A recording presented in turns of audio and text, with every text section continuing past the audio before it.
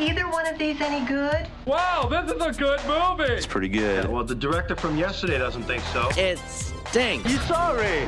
You waste our film. It's so bad. Into November now. How in the heck did that happen? But from here on in, we're going to see some big ones coming out in the theaters, and we'll look at those. And, of course, always some streaming options, too, here in the screening room. We are back at it. Thanks for joining in. She is Hope Madden. He's George Wolf. And we are from madwolf.com. And let's start on the big screen with a generational story about families and the special place they inhabit, sharing in love, loss, laughter, and life. It's Here. Right here is where we want to be.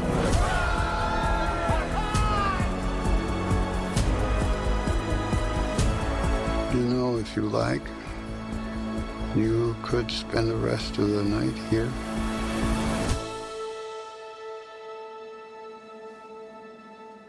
I could spend the rest of my life here.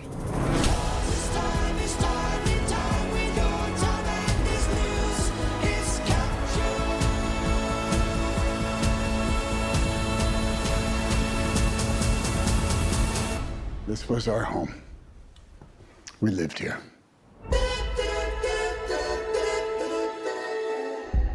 Well, as you might know, this reunites Tom Hanks, Robin Wright, and Robert Zemeckis, all from Forrest Gump. Beloved film, Forrest Gump. Full disclosure, we don't share that feeling that it has become a cherished classic. I hate that movie. Over I the hated years. it the first time I saw it. But a lot of people have very warm feelings about Yes. that movie. And maybe excited about this reteaming because, I mean, Tom Hanks, Robin Wright, great. Yeah. You know. But I think we had the sneaking suspicion just watching the trailer that it was going to be a schmaltz fest, as it is. But that's really not at the forefront of the problems with this movie. No. So, I mean, the whole film, if you're not aware of this, is the camera doesn't ever move at all. You just are watching one spot. And then what happens in that one spot over time? So literally dinosaurs run past you and the comet comes, right? And then it's like it's the Revolutionary War times and they switch, they go back in time further to like Native Americans and then they go forward in time into a house being built. And one thing I do want to say, though, just to avoid any confusion, because I had to do this morning on the radio, don't expect like caveman Tom Hanks. That's not what we're saying. No. No, Tom Hanks, when they introduce the Tom Hanks character, Ricky, he's a little kid. It is a child actor playing, because the family that you see most often throughout this back and forth through time in this one spot is the family that will eventually be Tom Hanks's family. It's his parents, played by Paul Bettany and Kelly Riley. And then, eventually Tom Hanks arrives as young Ricky. And this is one of the biggest problems in the movie is this de-aging because it doesn't work. Tom Hanks looks younger than he does now. He's probably in his 60s now, and he looks like he's maybe 40, but he's playing 18, and you don't get that. Like, if you're not paying attention, you're like, I don't understand. Like, at one point, I was saying this to you at lunch, Tom Hanks comes home, and he's got a suit on, and he says, I got the job. And you're thinking to yourself, again, because it skips back and forth across time, you're thinking, 35-year-old Rick has a new job. But you're supposed to realize that it's 18-year-old Rick giving up his dreams of the future to settle down. And you don't get that right away because, and not only does the physical de-aging not work, doesn't look very convincing at all, but they don't do anything with their mannerisms, the way they move, or their voices. That's a problem. That was a problem with Indiana Jones when they de-aged him. That's something that is really telling. Yeah, they sound like people in their 50s and 60s. Yeah. And, and to a certain degree, those two, Robin Wright and Tom Hanks, they're so good. They're just so talented. They are. But you can't get past it. And it's not just that, so often I feel like Robert Zemeckis, He's so gimmick over substance. Yeah. And I feel like his films have always been a little gimmick driven. Even if you go back to the absolutely unmistakably great film Back to the Future. But it was like a gimmick. Like, oh, what happens? He goes back in time and accidentally separates his parents. Well, but that's not nearly as gimmicky as just holding single frame. No, you're exactly right. Everything since then has been even more gimmick, less substance, more gimmick. And, and I think for me, Polar Express might have been the tipping point, but honestly, Forrest Gump was all gimmick. But this is the most. It's such a gimmick, which is you're always looking at one geographical spot on Earth. Mainly the camera is pointed sort of through a living room, out a big picture window. Yeah, look at the trailer and you'll see. Yeah. You can just see that's what it's looking at. But and then, the dialogue is so terrible because they work so, it's never a natural conversation. Right. They're always working so hard to help you know what important moment in like time. Forrest Gump. Exactly. They work it in so much to like a Forrest historical Gump. Yeah. timeline that we have to do this. But it's just terrible. I mean, it's just, and I know I didn't want to see it. I don't want to make it, I didn't. I know, and I know don't you want to didn't. make it seem like, I went in there just planning to hate it. I didn't plan to hate it, but it was it's so tedious. It's, and it feels very much like a stage play because, you're just looking at a stage. The view never moves. Mm-hmm. The people move in the view. And it's just not an engaging way to watch a movie. Yeah, and it's one of those that just telegraphs how you should feel. Oh my God, yeah. Yeah, in a heavy-handed way in telling that story. Because really, even if you're going to have a single frame movie, you can get around that with something, something that resonates with you and something that maybe leads you to discover your own way of feeling instead of telling you with, it's so with heavy-handed. needle drops and dialogue that, like you said, makes sure it works in. Hey, this is the Beatles are on TV now, or whatever it might be. It's exactly what happens, though. Yeah. There is a moment where, in case you didn't know what the year was, yeah, Beatles are on Ed Sullivan right now. Yeah. Much too heavy-handed. As nice as it is seeing Tom Hanks and Robin Wright together, and really just from that very first trailer, you got that sort of wave of, that is, but then, because we know what's coming. But for the people, and there are a lot of them, that love Forrest Gump, this might be your This might be your bag. I don't know, man. Just for nostalgia's sake. I don't know. But that's why I wanted to say, full disclosure, we're not, the big Forrest Gump fans that a lot of people are. So this was really, really disappointing. And another case of, like you said, Robert Zemeckis just seeming to go after the gimmick first. Oh, yeah. And the storytelling second. Yes. And it becomes, like you were talking about on TV this morning, boring. Yeah. Just boring. Yeah. Yeah, and that's unfortunate. And that's the big one in theaters this week, and it's called Here. Let's stay in theaters for one that is not boring. This is a comedy, crime, transgender musical thriller. In Mexico, a lawyer receives an unexpected offer to help a feared cartel boss retire from his business and disappear forever by becoming the woman he's always dreamed of being. It's Emilia Perez. ¿No piensas de vez en cuando en todo lo que hizo Manitas? Ya no sé quién es Manitas.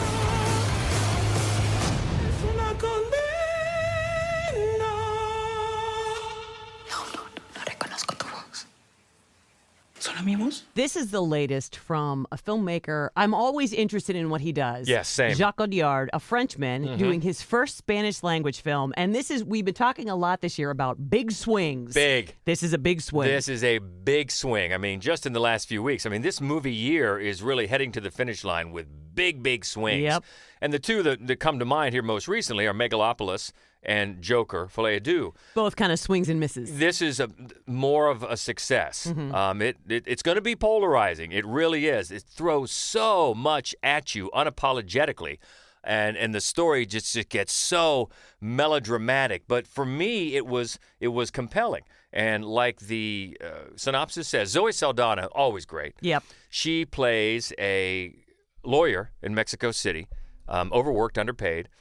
And she gets this surprising and fearful offer. She's basically kind of kidnapped by this cartel boss who says that he wants to have her, Zoe, help him fake his own death, disappear, get away from his wife, played by Selena Gomez, and 2 young kids, and then he can live life as a woman, Emilia Perez, that has been his dream. And now he can do it with all this money that he's amassed. So it takes a while for Zoe to process that because she's scared of this man, obviously.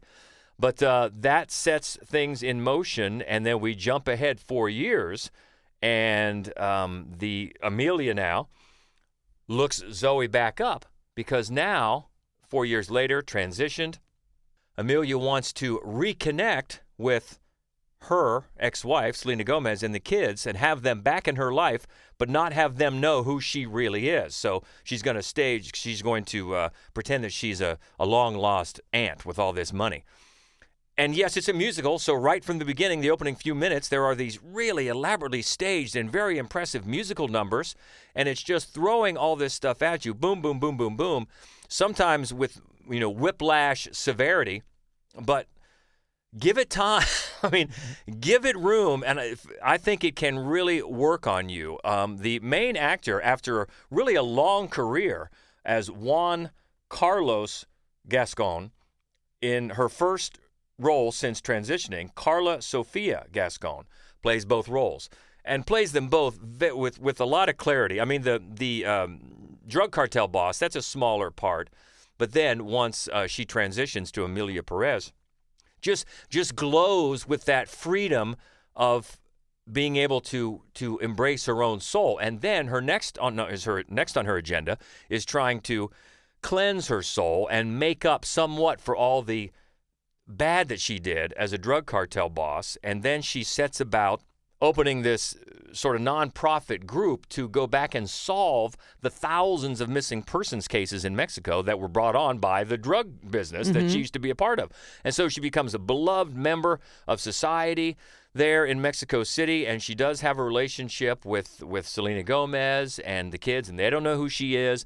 But then Selena wants to marry her boyfriend, played by Edgar Ramirez. Always nice to welcome. see him, Yeah, even in a absolutely. small part like this.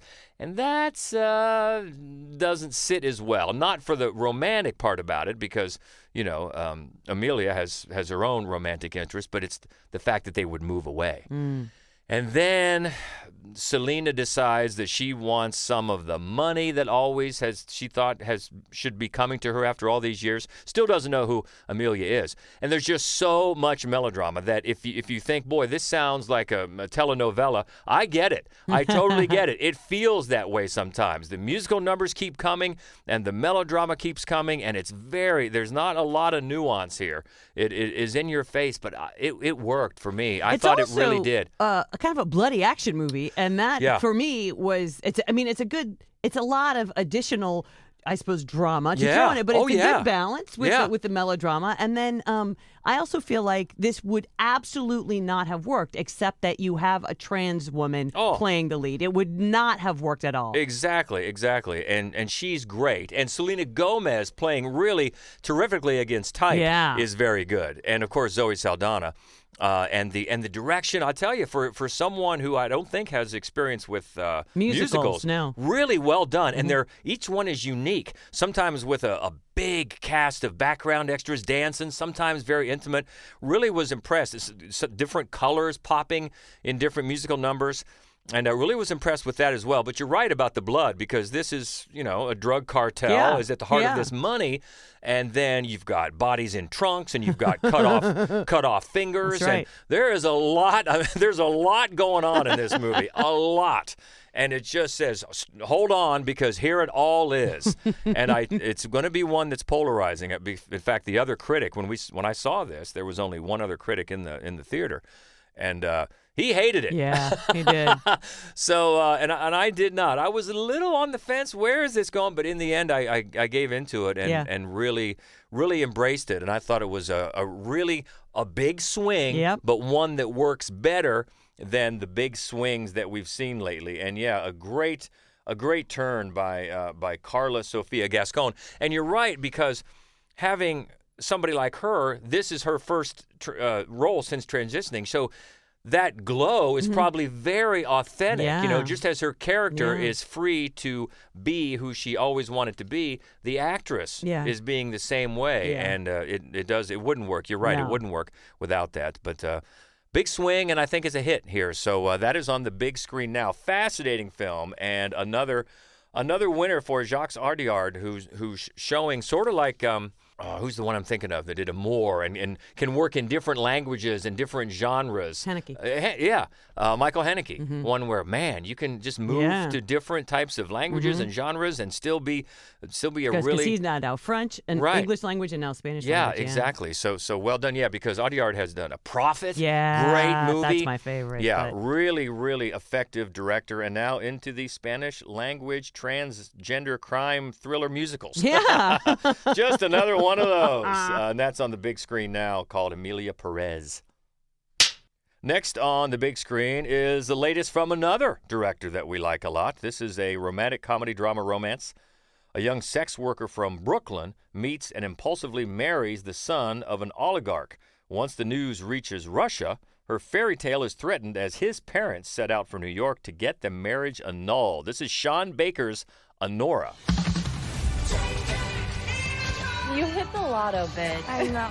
Bro, didn't I tell you? Are you happy? Very happy. Ivan, your parents are gonna kill you. I love my husband. You do not know this guy. We are consenting adults. If you think this is gonna be allowed, you're dead wrong. Do not touch me.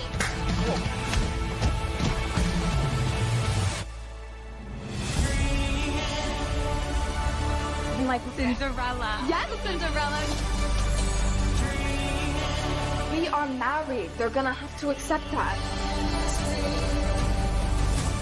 Doesn't matter about anything, okay?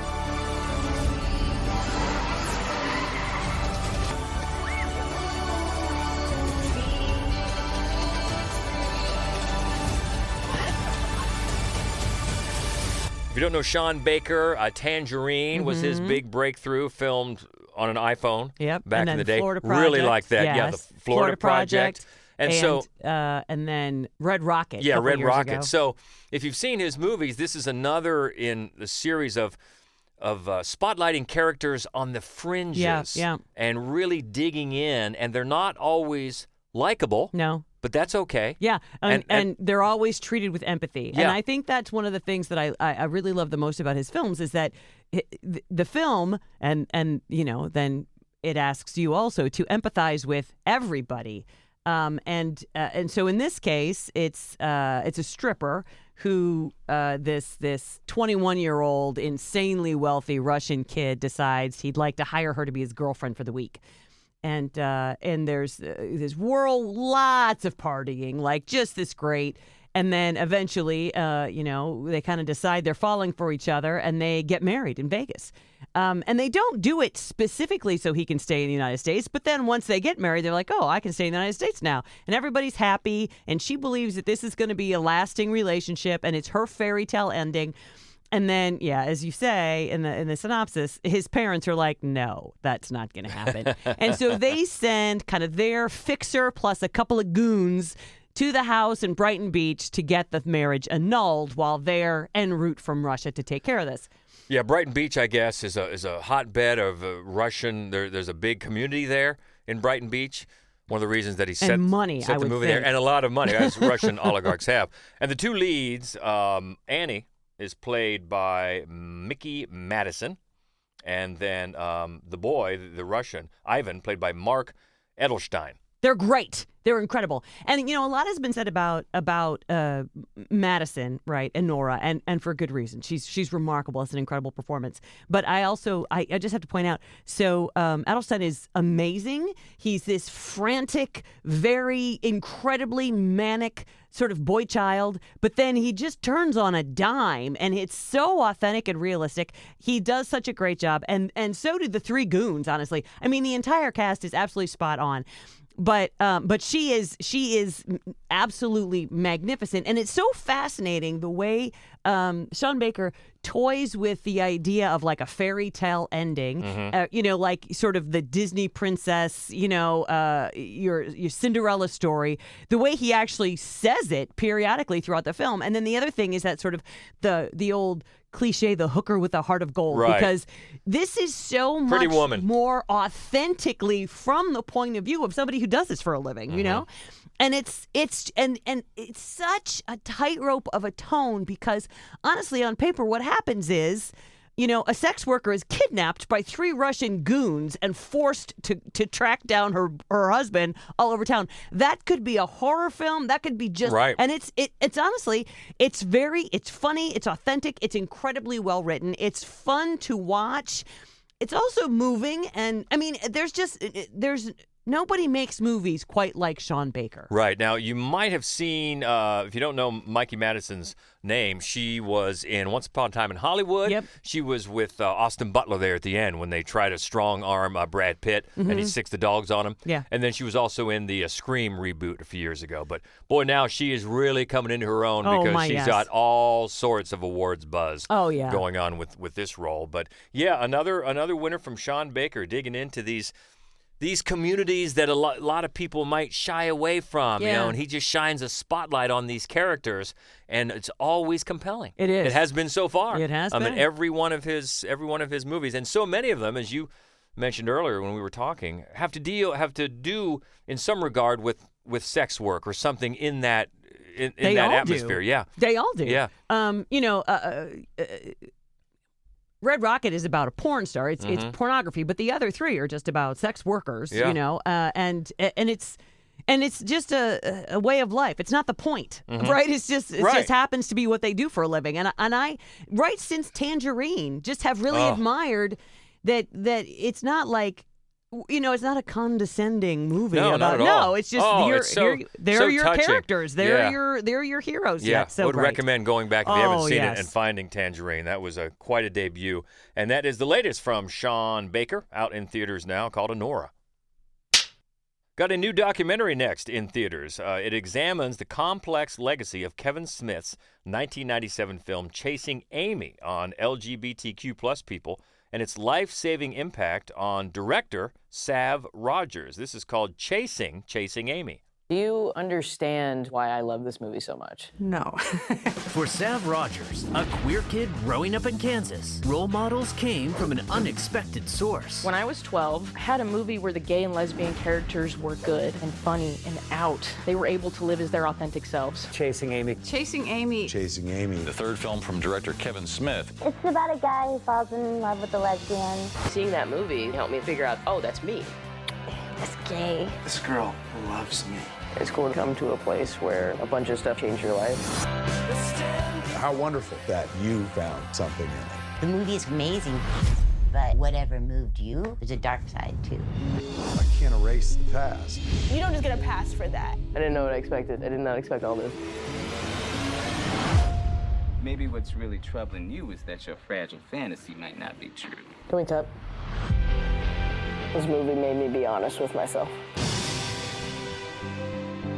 Sav Rogers' directorial debut. It is so impressive, and it basically it follows 2 things. It follows his investigation. Right, he as a queer man has always loved the film Chasing Amy. Actually credits it with saving his life. It was the first movie he ever saw that had queer characters in it, and he says he's watched it more than 100 times. And so he investigates why the queer community hates that movie. And he talks to all kinds of people, and then including Kevin Smith, a big part of it, and Joey Lauren Adams as well, and the writers, and so many people. But at the same time, there's sort of a parallel story going on because as the film begins, Sav Rogers has kind of just sort of begun his own transition as a gay man, as a man. And so you see these 2 things happen simultaneously. For a short time, it does feel like it's on 2 different tracks, and you're not sure why you're seeing both. But then, almost miraculously, it all comes together so organically, so brilliantly. It is, first of all, a fairly fearless examination of that film, given the fact that he and Kevin Smith became such good friends. Yeah. And it pulls no punches in terms of how everybody sees the film, including the people who are involved, and in particular, Lauren Adams, who starred, of course, as Amy. It's really interesting in the way. Well, first of all, I can see, just as a outsider, straight man, having seen Chasing Amy, I can understand why the gay community would have a problem with the storyline. Yeah. But at the same time, then, you can understand from Sav Rogers' point of view how it's another example of how important representation is. It was so important to him because, there's someone, aside from, the problematic way that Ben Affleck's character, thinks he can save her. Mm-hmm. It's just the point that he was seeing someone that he could see himself in. Yes. On a movie screen. Yeah. And how important that can be. Life-saving. Life-saving. Yeah, exactly. It's just not only is it just a fascinating film to watch, like the sort of revelations that come up are fascinating. It's an incredibly well-made documentary for a first-time filmmaker. It was just, the choices in editing and sequencing and writing and investigating, really, really well done. Yeah, because it's not just diving into a movie and reactions to it, but his life and his transformation and his personal journey. So, this is really one that is recommended, and you can find it in the theaters now, and it's called Chasing Amy. New animated family film next in theaters. A bounty hunter pig finds himself trekking the globe with a free-spirited elephant he intended to capture. It's called Hitpig. It seems you've lost your way. I'm finding it, actually. Hey, Pickles, we gotta go. Don't ever run away again. Where's Pickles? The Leaping Lord took her, and I need to save her. We're going with you. Fluffy, a little help? Is this part of the plan? Fasten your seatbelt.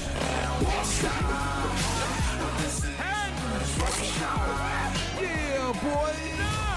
And that is why Taylor Swift would be a great president. Hey, eat your heart out, Dumbo. 5, 4, 3, 2, 1. You got a plan, pork chop. I already called for backup. If this is really about saving an elephant, I'm in. Plus, you said something about $1 million. I was surprised to see one of the writers, Berkeley Breathe, back from the old Bloom County days. That's instantly recognized. I don't know what he's been up to since ending Bloom County, and now I'm finding out. In between that and this, he has a charming series of picture books about a very uptight little pig and his very adventurous best friend, who is an elephant named Pickles. Mm-hmm. So this film, which he co-wrote, is sort of an adaptation of those, but not at all, because they've replaced the uptight little pig with this. He's not a hitman, actually. He's a bounty hunter. Hitpig sounds better than bounty hunter pig, I guess. And it's got a lot of talent in the cast. Jason Sudeikis plays Hitpig, and RuPaul is one of the animals in it, and Rainn Wilson plays the villain. Andy Serkis is in there, There's a bunch of talent. Flava Flav. There's a bunch of talent. All of it squandered. This movie is a mess. It's a wreck. It's basically like a buddy picture road trip movie, but it spends way too much time in the setup for no good reason. And the first thing that happens is we're introduced to the villain, Leaping Lord Leotard, voiced by Rainn Wilson. And he's wearing very tight leotards, and he's drawn as being a very round character. And you know right away, well, that means, of course, that it's going to be a comedic villain, and all of the jokes are going to be fat jokes. And I myself have been tired of that kind of lazy, hateful comedy for, I think, about 50 years. So that was problematic right off the bat. And it just seems so just tone deaf and out of date that people are still making movies like that. And then the writing is just all over the place. It's just sort of this haphazard series of non sequiturs, and they're not funny. they're sort of short attention span TV little episodes that maybe a very small child might find sort of manically intriguing, but the writing, the jokes are aimed at not adults, but older children who would be bored senseless at the plot. It's not very visually interesting, to be honest with you. It's really not funny. It's a massive waste of time. So yes, not a recommendation for Hitpig, new animated film out in theaters now. Let's go back to theaters for an action crime thriller starring Liam Neeson. An aging gangster attempts to reconnect with his children and rectify the mistakes in his past, but the criminal underworld won't loosen their grip willingly. It's called Absolution. Can we talk? I've done so much stupid stuff in my life, I can't even tell you. Don't be like me. Are you still doing stupid stuff? Don't take me to church. I'm worried about you a little bit. I wanna be buried. You can't change the world. The world don't want to be changed. I don't know why I'm here, but let me help you. You're gonna hear some bad things about me. You're crazy. Can you just walk away?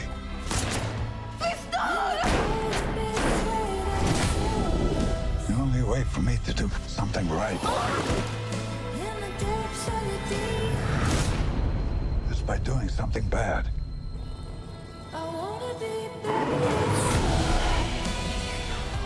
So he fakes his own death, and no. That synopsis.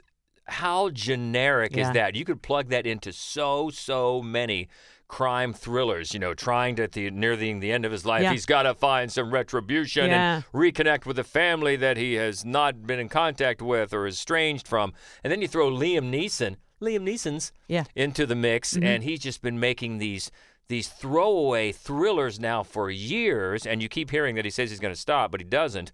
But the good news is, and this was reviewed at madwolf.com by Daniel Baldwin, this is one of the better ones. It is. And, you know, the sort of added element in this is that he has early onset dementia, right? And so he's trying to take care of this before he forgets everything. Well, if you remember a movie that came out just last year or the year before starring Liam Neeson about an assassin who was trying to make amends before it was too late. He also had memory problems, and that's why he was doing it. And then in the Michael Keaton had one last year or this year, same thing. Yeah. And I mean, it seems so formulaic at this point, but not. The film itself is very solid. It's very well made, but Neeson is not phoning it in. Like this is, and Daniel Baldwin said it. This is his best performance since Silence. This is the second time.